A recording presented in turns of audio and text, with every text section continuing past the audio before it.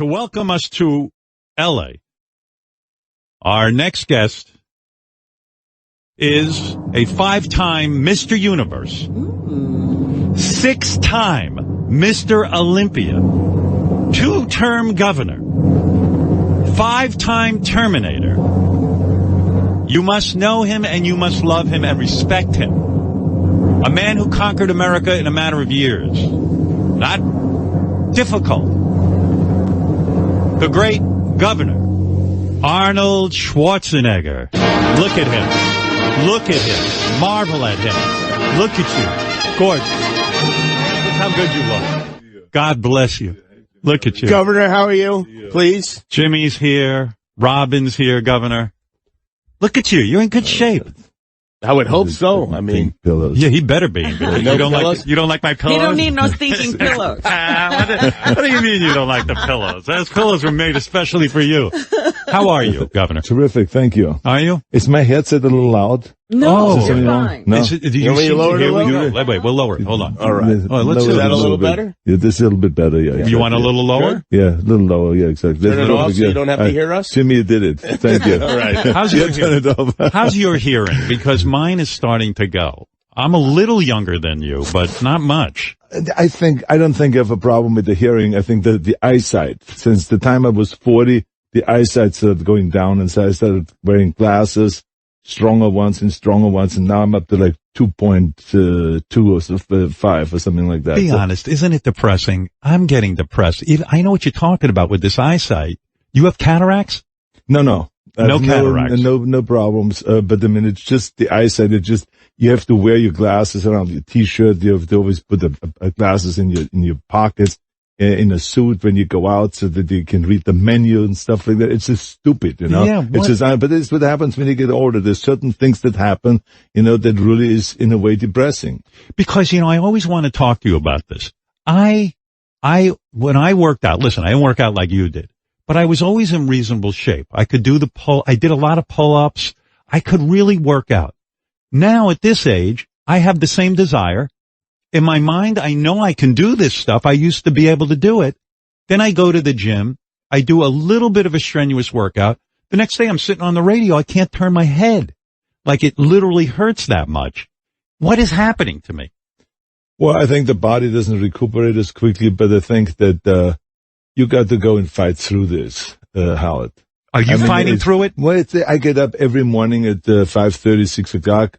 I get on the bicycle and I ride down to Gold's Gym. Wait a second. I work out for 45 minutes with the weights, then I ride back and then have breakfast. Let me understand It doesn't something. make any difference how old I am. I will be doing this until I'm in the grave. Yeah, but you are not doing the same amount of weights, right? Of course not the same amount, but you got to work out all the time. I do the workout. By the way, I don't want to interrupt this, but has anyone officially welcomed you to Los Angeles? No, that's your job. I'm going to do that now. Do it. All right, yeah, please. I officially welcome you to Los Angeles, to the paradise of the world. Okay? You love LA. Because, Jimmy, you didn't welcome him. I know. I was waiting. You're going to do it. You're going to do it on your show. I will welcome him on the show. Yeah, I was exactly. saving that for you. Yeah. Meanwhile, it's so silly. I mean, welcome me to LA. When you think about it, I mean, so I'm Why here is now. it silly? Because I could do the same show in New York. You know what I'm saying? Yeah, but it doesn't matter. But I'm it's here. still great to have you here. I'm ecstatic when I heard that you're coming to LA. I said to myself, I want to be on his show when he comes to LA. First It's of all, fantastic. You are the greatest guy to do this for me. Seriously, I'm being serious. Jimmy too. I mean, the fact that you guys would even care to get up this early and come over here and do it. Are you kidding me? I mean, seriously. we love you, Howard. You do? Are you kidding me? No, every single time I've done an interview with you, we had a great time, and the reaction of the people afterwards was always fantastic. Why? Because you are a great fucking interviewer. Thank you. I mean, you're just a natural. You don't, write down the questions and you kind of come up like a program. Tell me now, when did you start working out? Okay, what was it like when you grew up with your father? I heard he was very disciplinarian. This is all bullshit, right? So you kind of developed like this last hour. I've been driving in here from Santa Monica and I've been listening to you guys. To Jimmy. It is such a pleasure to listen to you guys talk because it's a natural talk that guys do when they hang out in the gym or at home or when you smoke a stogie or something like that. Right. Or play chess. That's how you talk. You playing chess these days? Yeah. I want to play with you. I mean, you'll kick my ass, but I want to have a game with you. I'm not that good. I just love playing. Did you hear I never Ronnie studied talking it. about the dick pics he sent to his wife? No. Yeah, that's real soon to be wife. That That's was real God's fault. conversation. Unbelievable. That's real locker room talk. That's yeah. real. We had locker room talk. But you were the governor. But you're also out here to promote your book, right? Yes. Which yes. is fantastic. I mean, all the interviews that you have in there, I cannot wait to get an autographed copy from you. I said about you in the book, and I really do believe this about you, Governor, that the fact is, the way I relate to you is, we both had this insane drive to be known to the world. I really do feel that. I was on a mission to somehow stand out, to be seen. And I feel both of us really had that need inside of us to be seen. Am I accurate about that? You're absolutely correct. I think that I think we all three can say that we have the same drive.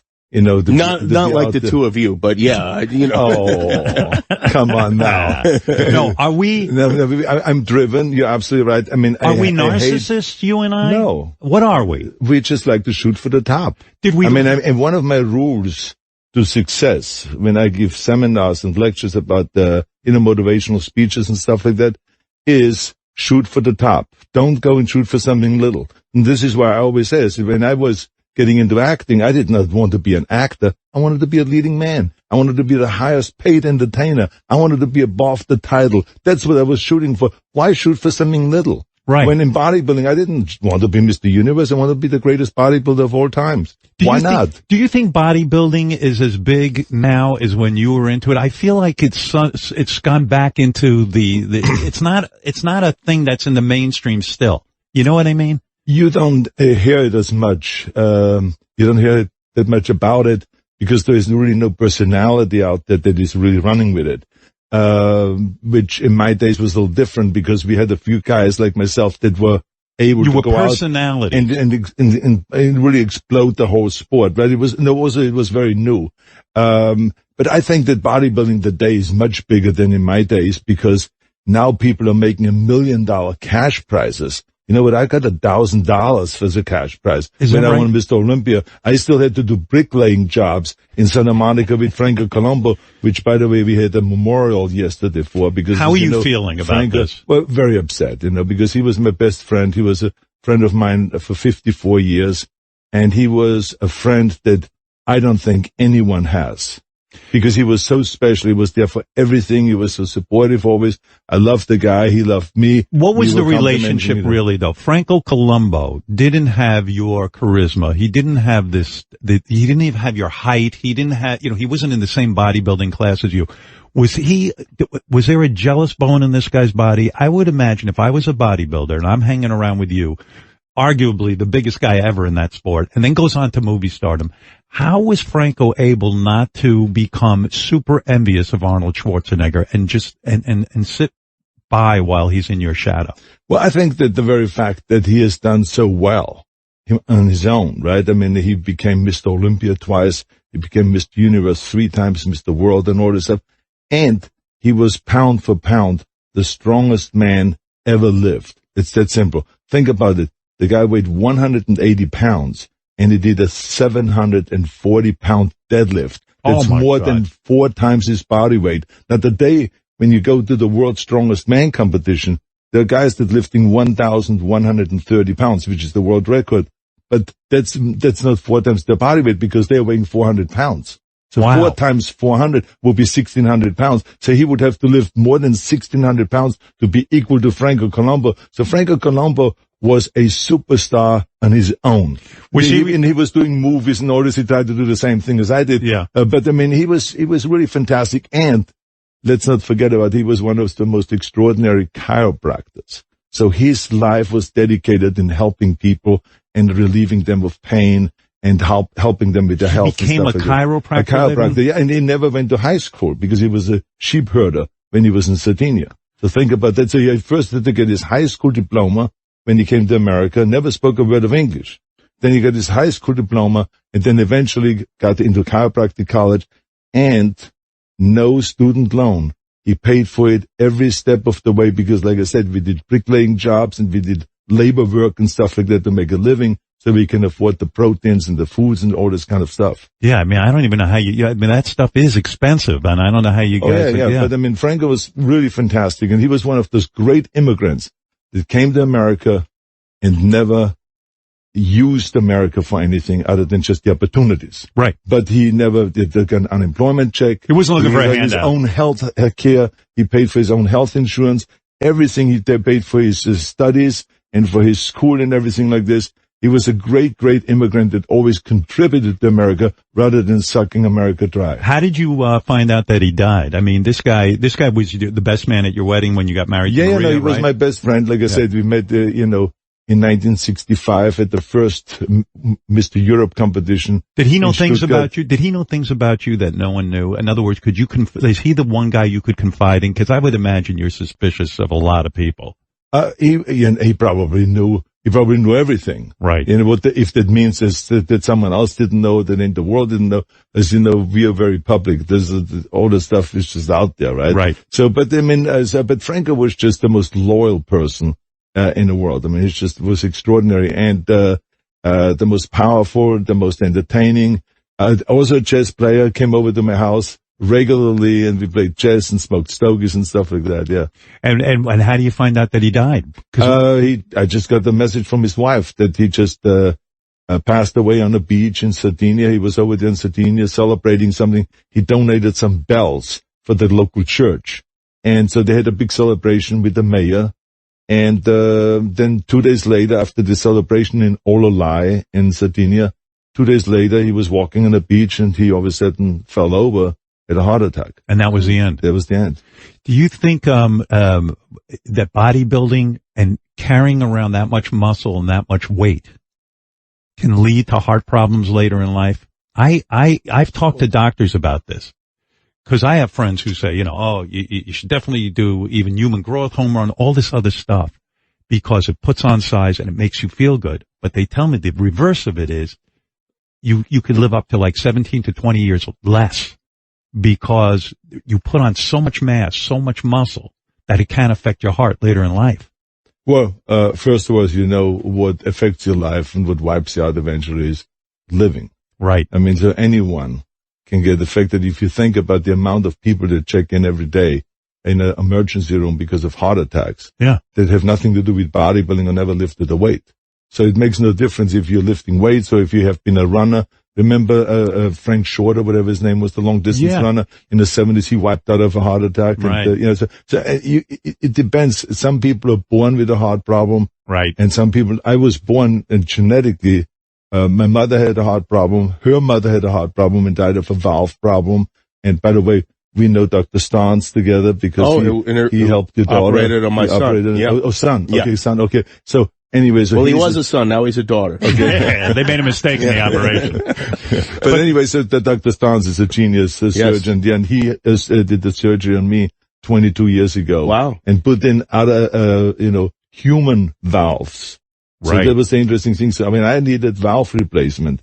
Dr. Stans said to me, he says, I want to see you in more action movies. So I'm not going to put an artificial valve in there because for that you would have to take blood thinner. And when you take blood thinner, you can do stunts and all this stuff. He says, so I want you to continue doing your action movies. So I'm going to put homographic valves in there, which are human valves. Oh, wow. And so, which last normally 15 years.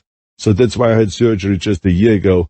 Because one had to be replaced, and then another one, the aortic valve, has to be replaced eventually too, which has gone way past 15 years. It's now 22 years. That's so amazing. Eventually that needs surgery also. But, some people have this problem from birth, and some people get it because of shitty living, eating bad, living under stress, eating too much meat, which we found out is bad. You used to eat meat. You were known for eating tons of meat because you were a bodybuilder. Tons of meat and also, eating a lot of eggs and just, too much of everything.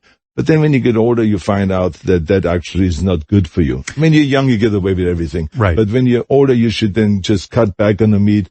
I'm not 100% vegan, like some people write, but I would say 70, 80% vegan. So, which means that throughout the week, I would eat no meat. Maybe on the weekend, some Wiener Schnitzel or some steak I would make on the weekend.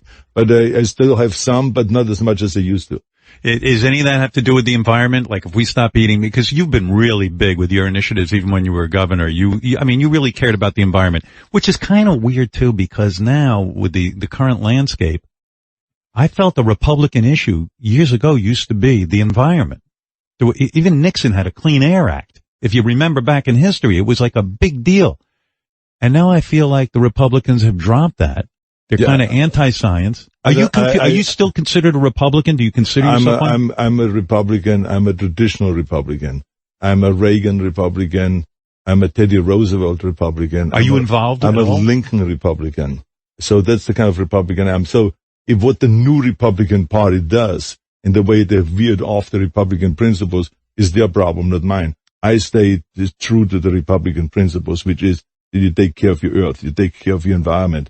Remember, Ronald Reagan created the Air Resources Board in California that enables us to clean our air. And that's how we were able to reduce our greenhouse gases in California by 25%, which was supposed to be by 2020, and we did it already in 2018. California was a leader in that. We are the leaders. Right. In environmental laws, we are the leaders, and at the same time, we are the leaders in economic growth, because we have the greatest GDP of any state in the United States and the 5th largest GDP in the world. So think about it. This is wild because most people don't know that our GDP is, only behind, the United States, China, Japan, and Germany. Then we're the 5th largest. If we would be a country, we would be the 5th largest country in the world. So our GDP is twice as big as Russia is. So is your point that you can be environmentalist and still do well? That is the point, because so many of the Republicans say we are pro-jobs, but we don't want to hurt the jobs and we don't want to hurt the economy, so therefore forget about the environment. It's absolute nonsense, because we have proven it here in California that you can do both. You can take care of the environment and also the economy at the same time. I heard you were starstruck when you met that little girl who was chastising Greta. You met her, right? Yeah, Greta. Yeah, I invited her She's fantastic. to our World Summit in Vienna. And what is so great about it is, and think about it. I always love when people have balls. Yeah. And to think about that, this girl one day said, I'm not going to go to school, and I'm going to sit out in front of the Capitol, and I'm going to protest because they don't do enough in Sweden. Right. Because Sweden is already doing a lot for the environment, right? The Swedish government. But she thought it was not enough. So she's sitting there and she's protesting, not going to school, and created a lot of attention. And her whole spin was, wait, you guys can fuck around with the environment all you want, but who is it going to affect? My generation. That's right. Because we are going to inherit the world. And you have the responsibility to hand over this world in better shape than you inherited it. So why? So she is protesting, and she got a lot of attention, and therefore now all of a sudden the media worldwide is now writing. They have a new kind of spin on writing about a clean environment. And so she really is a great, great asset. She's a great communicator. She gives feisty speeches. Why are people so angry with her, though? Because there was one politician, There's only one side that is angry, and this is the right. Why? Okay, because they're getting paid by the coal companies, and they're getting paid by the oil companies and by the car companies and all those guys. So they get disturbed. So they find problems with her. Well, she looks a little bit retarded on stage, and she looks weird, and she's this and she's that. She's angry and all this kind of stuff. Well, of course she's angry. That is clear. I said, but she's brilliant. She's a very smart girl. She's a sweetheart of a girl, and she's very passionate about this cause. And she's going around the world and is creating protests and rallying kids up there to say, come on in. We got to go and teach this. You got to admire that. Yeah, because I'm telling you, as you know, that I don't have much respect for politicians, right? I was in that arena, and it is horrible what you see there. Politics is a dirty job. But are you still connected to guys where you could say to them, are they privately saying to you they're not happy about some of the things going on, and then they publicly won't say it? Well, it is just a political spin. Of course, they know privately that, we are killing the world. And I always tell them, I say, if you don't believe that we have a problem with pollution and that we should go to electric cars and hydrogen cars, I say, if you don't believe in that, I said, then let's do it this way. Let's create 2 rooms. In one room, we put a gasoline-fueled car, and in one room, an electric car. We turn on the engines in both of those rooms, close the doors. You go into the room where the gasoline-fueled car is, and I go into the room with the electric car. Let's just hang out in there for a year. For an hour. Right. They always say, no. Yeah. Yeah. Right away, you know why? Because they know they're wrong. The fact of the matter is we're polluting the earth. We should be getting off the fossil fueled cars. We have the technology now, as you know, with Tesla, and also Ford and other companies now, Mercedes, they have the technology now to go with electric cars. Right. But they still are in cahoots with the oil companies. So they're still having a difficult time getting off. But we just have to put the pressure on them all the time, talk about it all the time. Feels like it's a losing battle, though, doesn't it? I hate to be a defeatist, but don't ever be a defeatist. yeah. Don't ever be a defeatist. Howard, this is winnable. Everything is winnable. Remember what Mandela one time said, you know, everything seems to be impossible until someone does it. Right. And we got to do it. Right. Yeah, that's the truth. Speaking of doing it, so what are we doing with Terminator? We're doing another one? Well, we have done another one. It's coming out now November 1st. No kidding. And overseas it's coming out a week earlier. Have you seen it? Yeah, of course I've seen it. You happy? Yeah, I'm very happy about it. Very happy. But you know what I'm more happy about? What? I'm more happy about that Paramount this time has learned how to promote a fucking movie. Why do you say that? Because last time I was like calling them every day and I said, what are you guys doing? This is so stupid. You're giving the story away. There's people don't like that when you give the story away and you tell too much about the movie, you know, and you don't understand it. This is the new way of promoting, you know, you're a different generation. I said, fuck a different generation. I said, nothing has ever changed. Right. So this year, I have probably called once or twice Paramount to give them a suggestion. Right. Because it is so perfect, the promotion, the way they're doing it, the way they're rolling out the promotion, the way they're rolling out the billboards, the TV spots, and all of the trailers and everything like this. I'm so happy this time, the way they do it, and therefore there's a whole different mood out there, and the people are looking forward seeing the movie because it's being handled the right way. So in other words, you're not revealing, like in other words, the fact that you're coming back and you're the Terminator, everyone's saying, well, what the hell happens? There's no leak on that. We don't know what's going to be. Well, the only thing that we know is that the Terminator in Terminator 1 was just a machine. And right. He'd learned a few little sentences here and there so that he could communicate. But in the second one, he was hanging out with this boy, and therefore he became more human and also a little funnier, but still was a machine. In this one, I hung out now with human beings for 20 years, and now you see a Terminator that is half human and half a machine. So you see a progression there, and it makes it really an interesting story in this movie. And who's involved in that? That's Jim Cameron again? And well, Jim Cameron has created the story. Linda Hamilton, right? Linda Hamilton is back again. So this is really great to have the old team back that was there from the beginning and to have them back. And of course, Mackenzie and there's, you know, other, actors. I love that franchise. I love it. It's really fantastic. And Tim Miller, the guy that directed it, who directed Deadpool, I mean, he is really great because he's so versatile with visual effects. And he's such a good director, works so well with the actors and all. So it was really a pleasure working with him. How long does it take to shoot a new Terminator movie? It took, I think, around 5.5 months. Okay. And a lot of hard work. But I mean, the action that you can do now with the visual effects and with the high wire stuff and the stunt stuff. Do they send you the script? Do they send you the script and then you say, hey, listen, this thing is not up to snuff? I mean, cause you know what's happening out there. You know, like a lot of movies, they just kind of fluff off the script and it's not great. Do you say, I'll do this, but I got to read this thing and believe in it? Well, of course you always do that. Yeah. But I would say, very happy about the fact that Jim Cameron created the story and then, you know, picked the writers and all this, that he was involved because he's so brilliant. That's right. With all of this stuff. And so to have him back was very important to me. And also to have Linda back because she is a badass. Right. I tell you, she sells so well that this badass woman, and she was in great shape. She got back into shape. She was doing chin-ups in front of us at the age of 60 or whatever she is. I mean, really? It's really extraordinary, yeah. Why can't I do those? Yeah. But anyway, the movie's coming out November 1st, and I'm looking forward to it, yeah. Do you ever do these Comic-Con things? Would you ever go and do a paid appearance at like... I did. You did? I did.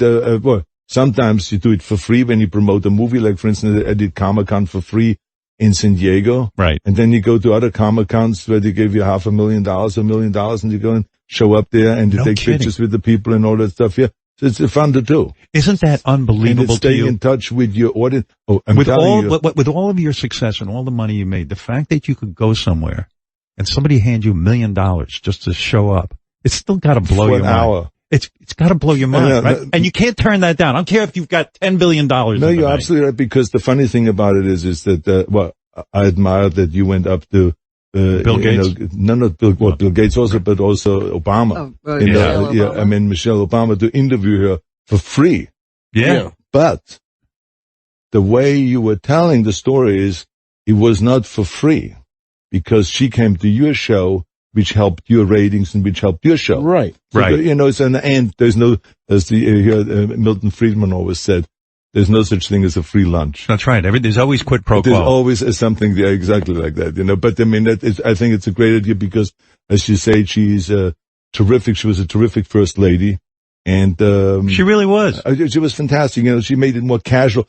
And I think the whole thing was also because she was not in the political arena for a long time. Remember that he became state senator and then became senator, and then bang, he was in the White House. Right. 2 years later. So it was like bang, bang, bang, right? Right. So I don't think there was a way for her to really warm up to be something else but herself. And this is, I think, the most attractive thing when people in the political arena, I think, are themselves. You cannot fake it. Like, for instance, you never see a politician smoking a stogie. Right. Why? Because they want to fake it. They Right. want to go and tell the audience that I'm clean. I'm not one of those mafia kind of guys that smoke stogies Right. or does terrible things. So I smoke, which is a bad message about health and fitness and stuff. What message is there for the youth? And so when I had a smoking tent in Sacramento, in the middle of the Capitol, at a smoking tent. Do you know how many? 1/3 of the legislators came down smoking in that smoking tent They loved because it. they couldn't smoke anywhere else. Democrats and Republicans, and it ended up being my favorite tool to go and get together with the other party, with Democrats, and bring Republicans together, smoking stogies, smoking cigarettes, and then hanging out there and talking about Because what you were can being we real. do together, because we were real. What do you think's going to happen with Trump? Do you think that this thing's going to turn into something with the Ukraine and all of that? I don't know enough about it, to be honest. really with you. No. You know about this stuff. I You know love about politics. it, but not enough. Would because you have been a great there's- president? Yes or no? Yes. You would have been. Well, you know why? Is it killing you that you can't be the president? It's not because of the philosophic differences or anything like that. It's just simply, to me, when I was governor, I was only thinking about one thing, not my party. I was only thinking about the people. What is the best for the people? So if I see that people really want to have infrastructure, we built infrastructure in California. We built extra highways and extra passovers and off-ramps and on-ramps and tunnels and all this kind of stuff. Raise the And minimum schools and all wage. this. Raise the minimum wage. So when we saw that there is something, we need more after-school programs, we created more after-school programs. We didn't ask first, wait a minute, what does this philosophically mean? Or about the environment. I didn't say is this a Republican principle, because in the end, I mean, You're there to there serve. is no Republican air and Democratic air. We all breathe the same air. Right. Bottom line, right? So therefore, let's do what is best for the people rather than asking the party first. You never should be a party hack. You should always be a public servant. And this is why I would have made a great president. Do you think, are you and Trump still going at each other? I mean, are you guys, cause Every so often, it's just silly stuff, Do you ever run into him? He and I used to be friends. We hung out at the wrestling matches together, Right. at various different parties together. He came out to Hollywood. He wanted to be supportive at my governor's race. I couldn't take any money from him because the money came from gambling. And I said that I would never take any gambling money. So I didn't take any money, but he was trying to be helpful, Right. which was very sweet of him and very nice of him to do and all that stuff. It's just that I couldn't really go with him because of his philosophy about the environment and some of the other issues. And I told him that before the election in 2016, I said, look, I would love to endorse you, but I can't because I've worked too hard on environmental issues. And you try to bring coal back. This is like bringing blockbusters back or something like that. Right. It's a Michigan kind of an idea. I said, what are we talking about here? So did you vote for Hillary? So I didn't vote no. John Kasich. Oh, you did? Who are you Yeah. going to vote for this time? Will you vote for a Democrat? I will find out what is happening there in the Democratic side because, I mean, there are also a lot of weird stuff going on there. If Elizabeth Warren wins, can you vote for her? I could. I just have to see what her program is and what her vision is for the future of America. Because I think the most important thing is that we keep America number one. So you're not ruling out voting for Trump? I doubt it. I doubt it. Okay, so there's a doubt. Yeah. Yeah. You would have made America great again, right? That would have been the thing. No, Yeah. I would have never said that because America is great. Exactly. It doesn't need to be great again. It is great. Our challenge is how do we keep it the greatest country in the world? That is really the challenge. But I tell you one thing, Howard, and I think it's for everyone that listens to is important to know that we have problems. But when I go around the world, there is no one that comes to me and says, can you help me get to some other place other than America? Right. Everyone comes up to me and says, can you please help me get to America? Right. No one says, can you help me get to the Middle East? No one ever has come to me Nobody and said, needs help with can that? you help me get to Russia? Can you help me get to China? Can you help me get to Australia? Can you help me to go, to Africa? Nothing. Can you help me get to America? America is the most thought after country in the world. Everyone envies us. Everyone wants to come here. Everyone wants to be an American. Last time I saw you, you said you were in discussions that you sat with Eddie Murphy and you were going to do a remake of not a remake, but a sequel, I guess, to Twins, where it's going to be you, Danny DeVito again, and now Eddie Murphy. They're going to find out you have another brother. I loved this concept. I thought this could be great, but I want to know where we're at with this. And we are in a writing stage. Oh, we are. So yeah, it's being written. Our mutual friend has been dragging his feet a little bit, Ivan Reitman. Why is he dragging his feet? Because he wants to protect the first one, and he was worried that the second one may, be better or maybe worse. I mean, I don't know. I get that. He was just not, yeah, I get it too. It can be paralyzing, can it? When you make a great classic film, you say, why should I screw with this? This has been Absolutely. fantastic. I totally understand it, but we still have to convince him to go and move faster. But we're moving in the right direction. People came up with some great stories. And I cannot wait to do it because Eddie Murphy will be absolutely hilarious. Absolutely. With the third brother that we find out about, how does black guy get into the mix and how did this sperm mixing happen there? Yeah. I think it's funny, yeah. I think it would be good. Yeah. And where are we at? Your dream is to bring back one more time Conan the Barbarian. Yeah. I like this. Well, because I'm a big Conan. That's when I first met you. You were out promoting Conan and I saw you in a men's room making duty. And I was very excited about this. Fred and I saw you, and I was like, and you were like, you talked to you like, how are you, boys? And you don't even care. I get very uptight. I cannot move my bowels in public. You can't. No. It's never going to happen. The governor used to shit in the smoking tent, right? Yeah, exactly. Why not? I'm too uptight. No, you were comfortable with your body. It was like when I was in the army, in the Austrian army, that was the thing to do when you sat on the back of the truck. Can you piss into your helmet or shit in your helmet in front of all the other guys? Because you would be sitting on this truck, for hours. So eventually you had to go. Right. It is a very tricky thing to do. So you really got to kind of think and you can pee relax. in front of other men because I remember seeing you in Pumping Iron. I saw your penis. It was fantastic. It was beautiful and big. And I love getting compliments like that. Well, Governor, I'll be honest with you. My penis. I told you this. It's small. It's like a button, and I cannot pee. If I was in the army, I would just have to pee in my pants because I cannot pee. I could not whip it out. There's nothing to whip out. You know what I mean? You're gifted that way. You're very lucky. Well, thank you very much. Thank you. And I think in a way that's why you could do bodybuilding because you can be in a gym, you can walk around in your shower. You're not uptight. No, not uptight. No, I learned it a long time ago. And your personal life is wonderful. You have a girlfriend now, and I like her profession. Well, thank you. She is a physical therapist. Exactly. Yeah. This is what you need. Now, that's how I met her. She was like, fixing my shoulder after surgery, and that's how we met. What happened with your shoulder? Well, a lot of things, from all the stunts and from skiing accidents. Really? Skiing accidents? Oh, yeah. What are you're doing too much. Why are you skiing so much? Well, because I love it. Yeah, I love it. What if you get hurt? But that's what happens. Don't you want to live forever? Sports. Would I love to live forever? Right? Are you afraid of that? Are you afraid? No, I'm not afraid of that. I'm just pissed off about it. Yes. Because, especially I think when you have a life like we have. Yes. And then one day it's over. That really pisses me off. Governor, where are we going to go when we die? Be honest with us. Well, the truth is that we go 6 feet under. That's and we're going to rot there. Yes, absolutely. That's it. I thought you were told me to be uplifting. No, but that's the reality. That's how you welcome me to LA? Hopefully, yes. There is a life after this, and we all know it's going to be different. If there's a life after this, I hope there's isn't a life one, is after there? this. Well, but it's not going to be like this. I'm not going to sit after we are dead. We're not going to sit here like this and do interviews and have a great time and have laughs and have Robin there, giving us this beautiful smile all the time. Robin won't be there? No. So, this will be different. Maybe there will be angels sitting around. Maybe there will be God there smacking us every time we say something, a 4-letter word or something like that, right? They'll say shit or this, whatever. I don't know what it is, but it is upsetting. And I cannot stand it. Are you angry about it? I'm so angry about it. Me too. I'm furious about it. Me too. I'm telling you. Can't we do something? No, but that's why you and I are so much alike. I know. We want to be the only ones that will live forever. My parents are going to live forever. You know why? They don't do anything. They sit in their apartment and Father Death can't find them. There's no way to locate. That's funny. Listen to me, Governor. I want to say something to you sincerely. I want to say this in front of Jimmy and in front of Robin and even Fred. Even though you don't like Fred, I want to say it in front of him. Thank you for welcoming me to L.A.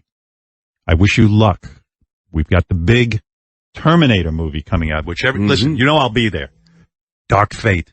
Opening November 1st at theaters everywhere, but you're a great guy. I love you for welcoming me to L.A. I don't like your message about death, but I'll accept it. And I want to thank you for doing this for me. Absolutely. Thank you. It was great to see you, and here I am in L.A. Tell all your friends. Exactly, I will. Right. I'm going to tell them. Where are you going to go right now that you're leaving? I'm going back home. And what's going to happen? Do some work there. Work? Yeah, work, yeah. Have you already worked out and all that today? Yeah, of course I worked out. His first workout. I got up at 5:30 and I worked out very early. I had my oatmeal, my breakfast and everything like this. And I go home and I do some work, some reading, and there's a lot of things that need to be done because, I'm involved. Do you get a lot of fiber? Yeah. Do you move your bowels more than once a day? I don't count, but here's the good thing. There's good thing. I'm trying to leave on an but there's good thing and bad thing. Good news is I have bowel movement every morning at 6 o'clock. Is that true? In a helmet? Or right? No. The sad news is I don't wake up until 7. The great Governor Arnold Schwarzenegger. Thank you. Not bad. Absolutely. Thank you so much, Governor. Thank and you. We'll be back. Adam Levine is going to do a song for us next to welcome us into L.A. I will wow. reveal that. Yes, and I will be back after this. Thank you, Governor. Thank you. And I'll be go back. see Terminator. Hi, Howard. This is Gwen Stefani.